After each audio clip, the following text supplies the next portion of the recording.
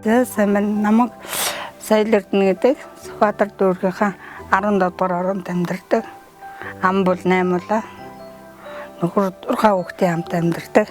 Тэгээд дэлхийн зөнгийн хамтдаа туулын төслийн өнөөрийнхөө сургалтанд хамаарагдаад ингээ мэрэгжлийн ийм өнүүлэх сертификаттай болоод тэгээд мэрэгжлийн хэмжээнд хумсаа сурсан.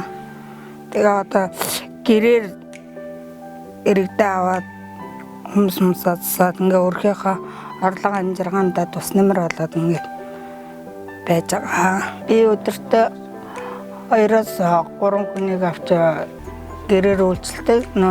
Сургууль цэцэрлэгтээ хүүхдэд өгөөд явдаг болохоор хажуугаар нь 2-3 хүн авч гэрээр үйлчлээд явдаг.